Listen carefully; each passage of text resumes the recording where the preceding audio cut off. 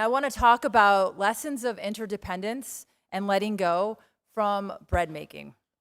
So recently I went to a sourdough bread making class with a friend from work, and she suggested it. I thought it sounded interesting. I did not participate in the sourdough baking craze that happened during COVID. My kids and I instead were into raising and raising and releasing monarch butterflies, which arguably wasn't as tasty as the sourdough craze. So I'm a little late to the game. But I could see why it was so interesting to people. It is a way to kind of get absorbed in something other than whatever is stressing you out at the moment. I found that both sourdough and actually the monarch butterfly raising was a way to take your mind off of the current state of affairs and just have a stress reliever. So my life has been pretty busy recently. So I found that sourdough baking has been a nice way for me to kind of just take a reprieve from the chaos. And it's something to get lost in. It's almost meditative as you're weighing the flour and the water and you're mixing it together and you're stretching the dough and fussing over the timing. And I marvel at my successes and failures like one big science project. So one of the things I really liked about sourdough bread making that I learned from my class was that it's an ancient practice. It's something that they actually have traced back, I think, like 3,700 BC, the first sourdough bread that they've found humans have made. And basically, the process is done by doing the fermentation of dough by catching wild yeast. So you may also know of the sourdough from San Francisco. Have you ever had the bread bowls, the famous bread bowls? Actually, the French brought the method of the sourdough bread making to the San Francisco area during the gold rush. So I thought the history was pretty cool. And now it's made its way to me in the hustle and bustle of my life in Anaheim, California, in modern life. I thought that was pretty cool. And the more I got into learning about sourdough bread making, I've fallen into this rabbit hole of the online communities. There's a ton of them. And it's where sourdough hobbyists share their tips and tricks and troubleshoot problems together. They share pictures, they judge each other's breadcrumb. It's a very enthusiastic community. And I just really love the tradition of sharing the starter. So I got my starter from the class I took, and that person got their starter from a friend, and on and on and on. So I thought that was really cool. And then just sharing the knowledge and the art of sourdough baking from person to person. To me, this is interdependence. And I think it's one of the more beautiful sides of humanity. The part where we work together, we help each other, we create together, we share, we celebrate. In a world with so much darkness, I find that this is really a bright spot. So the history was really cool to me, the history of sourdough. I'm a history teacher, so I geek out on things like that. But another fascinating part of the sourdough bread making process to me is the part where it feels like a little bit of a game or a puzzle to be solved. There are a number of causes and conditions that can affect the outcome of your bread. So you start with your starter, and you mix it with water and flour. You have to feed it. And it also depends on, do you keep it in the refrigerator? Do you keep it on your counter? You have to have a whole process for making sure that you feed it. And with the right time and with the right temperature, your dough is going to rise. The carbon dioxide gas is produced, and it leavens the dough for you. And there's a lot of other steps that you follow. It's like a 2-day process to make a loaf of bread. And the results can be uncertain. Was your home too warm? Was it too cold? How healthy was your starter? How long did you let it go through the fermentation process? Did you let it proof long enough? What did you cook it in? The heat varies in ovens. So there's so many different variables, and maybe you cooked it too long or you cooked it too little. It's a whole process. And based on the problems that your loaf may have, a sourdough baker then takes pleasure in troubleshooting so that their next loaf will be even better. And I learned in my class and from the online communities that I follow that there's always a way to fix your bread. It's a never-ending process. It's a journey of learning the technique and the style and finding your own method of successfully baking bread. There is no one way to make sourdough bread. There's a lot of recipes out there, and there's a lot of people with their own ideas of how the process should work. And I'm kind of a rules person, so I would like to have a method just laid out there and know that if I follow these steps, I'm going to get these results. But it's not how it works because of the numerous causes and conditions. And it reminds me a lot about Buddhism and one's own spiritual journey. It's not a linear process. There's a backbone of ideas, but a lot of variations and a lot of interpretations and a lot of ways that make sense to the individual. At the end of the day, if your bread tastes good or if your spiritual life feels right, then it was a success, but not in the sense of a final destination. It's always an ongoing process. And with so many causes and conditions, you can't really take it personally if you don't get a beautiful loaf each time you bake. Imagine if people didn't bake bread because they ran into problems. Imagine if they quit because they didn't get enough bubbles in their starter, or the bread didn't rise enough, or the color wasn't brown enough, or it came out too gummy inside, too crispy on the outside.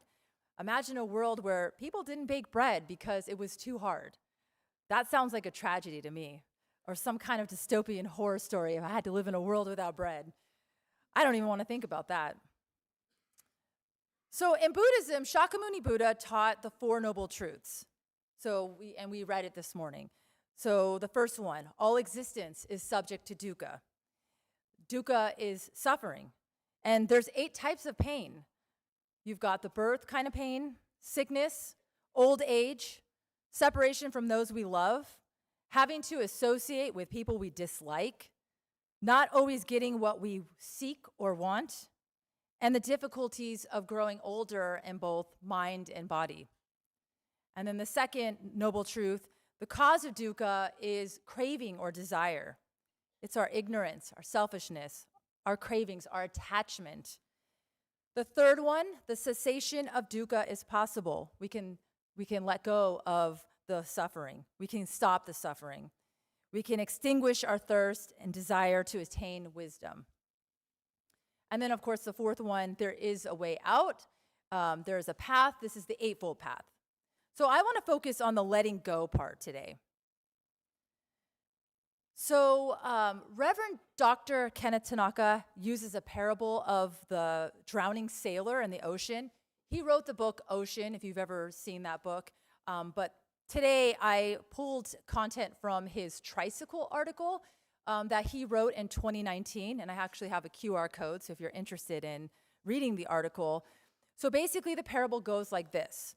There is a sailor who boards a ship, and the boarding of the ship symbolizes being born into human life. And the ship inevitably encounters choppy water. The ship begins to tilt violently. Maybe there's a storm. And it causes the sailor to be thrown overboard. And this is like our first encounter with dukkha. It symbolizes the first encounter with dukkha, with suffering. Shakyamuni Buddha, when he left his palace for the first time and he encountered suffering for the first time, that big moment of realization that there's serious suffering in the world. So the sailor is now in cold, choppy waters. He's swimming frantically, trying to survive. He's getting tired, and the sun is starting to set. It's getting dark. The water's getting colder, and there's no island in sight. So at this point, he's feeling pretty desperate, like he might drown. He might not survive.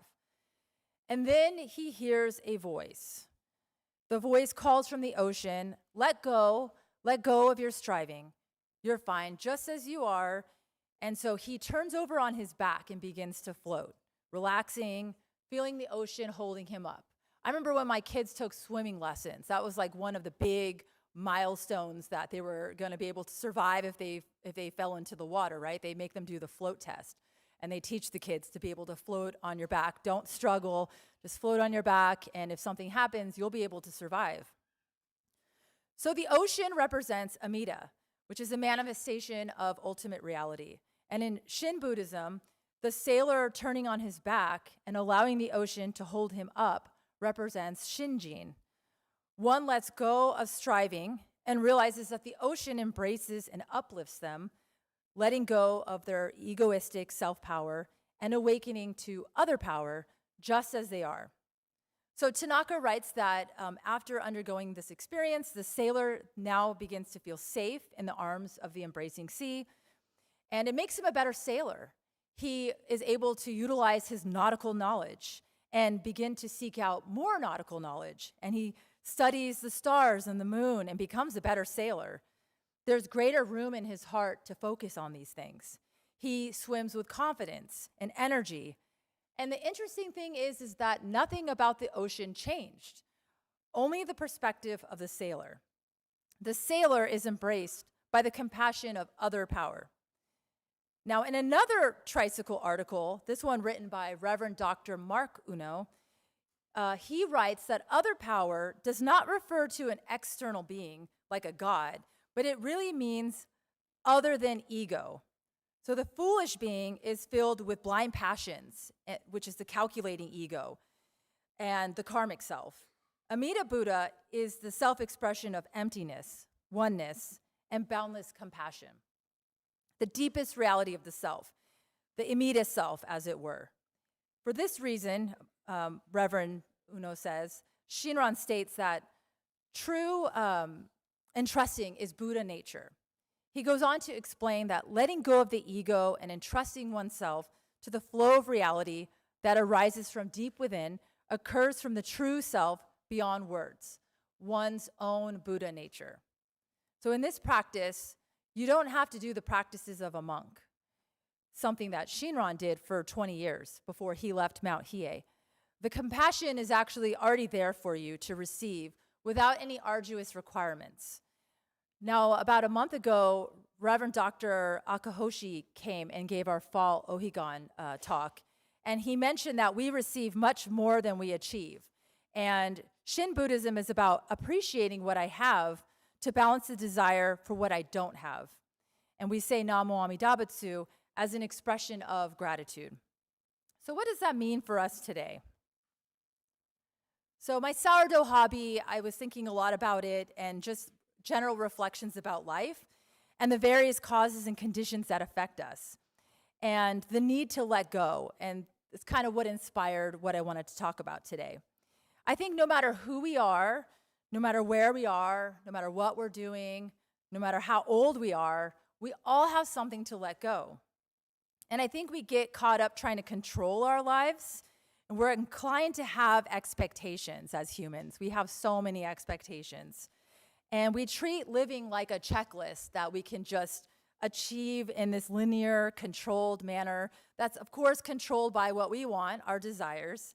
And this is not, in fact, how life works. The reality is we exist in a complex web of interdependence. And our existence depends on other existences. Our existence is temporary. We're not going to be here forever. And our sense of self is based on ego. It's not real.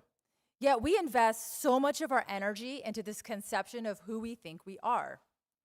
Take the kid playing a game. I know a lot of you in here play sports. Maybe it's basketball, maybe it's soccer or baseball or whatever you like to play. It could even be your favorite card game. And it's so easy to get caught up in winning or losing. It's easy to get trapped into these fixed ideas about being a good player or a bad player.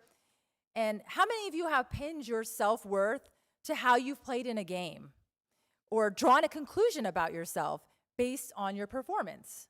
I mean, I think of all the parents I see at sports games who act like their lives depend on the outcome of the game, and they're screaming and getting upset, and it's an elementary school game. There's no college scholarships riding on the game.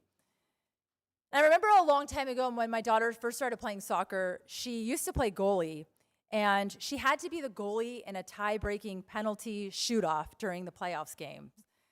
And she was like in 3rd or 4th grade at the time, and it should have been low stakes. She was a 3rd or 4th grader. It's not a college scholarship. It's not a professional team. But in the moment, it felt like such a big thing having to watch her do that.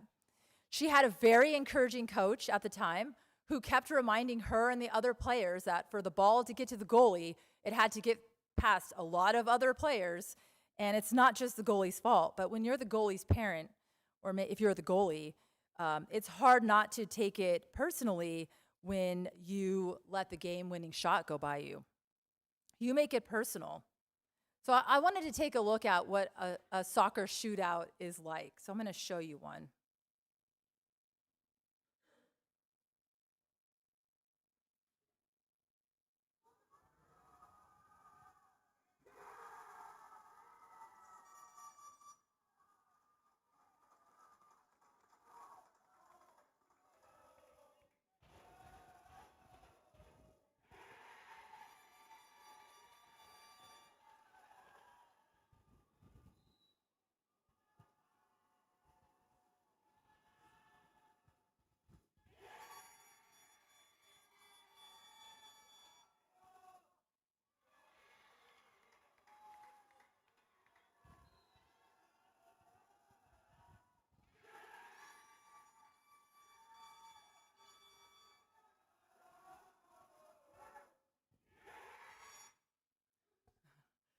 I feel like that's life. I feel like I'm in a stressful soccer shootout half the time. Okay, so the thing is, there were so many causes and conditions that led to this soccer shootout. Shots that were taken, shots that were not taken, how the team interacted with each other, decisions made by the coaches, maybe even the condition of the field. And then the individual well-being of each player that was influenced by a myriad of factors. So it's one moment in reality, but I remember being so stressed out watching my daughter go through that experience. And since then, she actually hasn't even played goalie. She's mostly a defender now. Her favorite position is defender. And she makes it her job to protect the goalie, to keep the balls away from the goalie. And I often marvel at her choice in position to play. She could want to be the forward and bask in the glory of making the goals. But just recently, I watched her bask in the glory of feeding the balls to the forward over and over and over again so that they can make the goals. And as her parent, it's my ego telling her to ask the coach, hey, why don't you ask to be the forward this game? She is much wiser than I am, and she knows that the defender is just as important as every other position. And actually, the interdependence that happens on the team, that's what makes a winning team when they're working together and taking pride in each of the positions that they play. So I teach 12th graders. I teach 12th grade government. And right now, a lot of you might be, if you're in high school, also applying for college and worrying about college like my students are. And you have your list of dream schools. And if you're not worried about this, some of the younger students, it's coming, right, in a few years. You have in your mind what you think life is going to look like after high school, what your school is going to be, maybe what you're going to major in, and you pin your self-worth on that email you're going to receive, letting you know whether or not you got into that college. It's all ego, but it's difficult to convey to a young person with a certain sense of how the world works. A college admission decision is based on causes and conditions that we will never understand. They're never going to explain to you why or why not you got into the school. And your parents may be pushing you into a particular major or a particular life path based on their own fixed ideas about what life should look like. And this is also ego-driven, and I'm guilty of it all the time. It's hard to remember that there are many paths in life. There are innumerable causes and conditions that will happen that alters what will happen next. And some of these we have influence over, and others we don't. If you get into none of the schools you want to, I challenge you, for those of you in high school, to think about what might come next. Maybe you'll go to a school and meet your best friend, or discover your dream career, or accidentally get involved in an organization that will bring you joy for the rest of your life.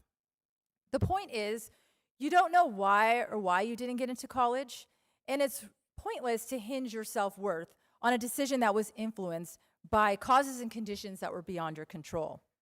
And I remember my first year teaching. I had a dream first year teaching. It was amazing. But it was a temporary position. So after the year was over, I had to go somewhere else. In my second year teaching, I taught at a middle school. It was a little further than I wanted to drive. It was in a district where I didn't want to work. And it was teaching an age group, no offense, junior high kids, that I really didn't want to teach. It's a very difficult age group. I had a rough year. I was a traveling teacher, which meant that every single period I had to use somebody else's room. And sometimes they would sit there and watch you as you're trying to teach your class. And I was teaching a gazillion preps, 7th grade English, 7th grade history, 8th grade English, 8th grade history, 8th grade honors English. It was like 5 or 6 preps. And to make it even worse, the principal was a monster. I had no friends. And I got a lingering bout of a stomach virus for an entire month, which is not fun as a new teacher, as any teacher, being out of the classroom, being sick in the classroom. And so that year ended. It was a horrible year. But it ended up being not so bad because by the 3rd year, school year started and I didn't have a job. There were no openings anywhere. So I was prepared to be a substitute teacher for the rest of the year. And then in October, kind of around this time, I got a phone call from a friend. He had heard that there was a job at Cypress High School. He was my good friend. I coached mock trial with him. And he was a department chair at the high school that I taught at the first year. So he called the department chair at Cypress High School and asked, hey, I know someone, she's really good. Will you please give her an interview? And she agreed. She could have said no, but she said, sure. And I got the interview. I got the job. The principal even kicked out the person that was in the classroom I'd be put in, just so he'd make space for me to go into that room. It was like a dream. And I just so happened to be put in the classroom next door to my future husband.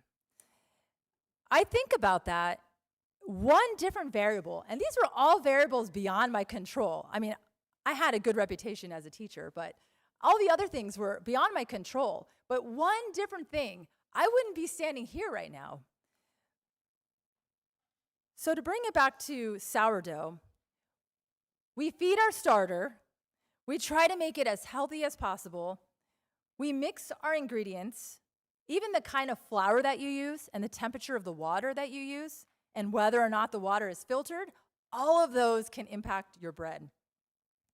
There are so many variables. We stretch, we fold, we let it sit, we let it rise. Too much time, too little time. And sometimes our life is going to get in the way. We're late getting home and we don't get it put into the oven in time. At the end of the day, no matter how perfect or imperfect that loaf is, it's your loaf, and it's probably still going to taste pretty good, better than anything you can buy in a store. And the best part is you can try again and again and again. I'm on my 6th loaf, I think, right now. You can bake another loaf. You can play another soccer game. You can further your education at any school. This is the gift, I think, that's been given to us. And I think maybe that infinite light and compassion that comes from Amita, this is this gift to try again, to be, to experience joy, to taste joy even. It's something we will likely never fully appreciate until we no longer have it. And sourdough baking isn't fun if you are attached to the results. It's enjoyable precisely because of the unknown. The joy of discovering, trial and error, creating something out of a magical starter that was created with the knowledge of people from thousands of years ago. The interdependence, the love, the spirit of the here and now.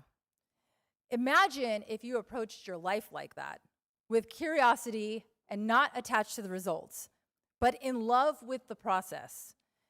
You were given a magical starter of life. It's a rare and wondrous gift. And in the words of the writer Mary Oliver, tell me, what is it you plan to do with your one wild and precious life? If you can please join me in Gasho. Namo Amida Butsu. Namo Amida Butsu. Namo Amida Butsu.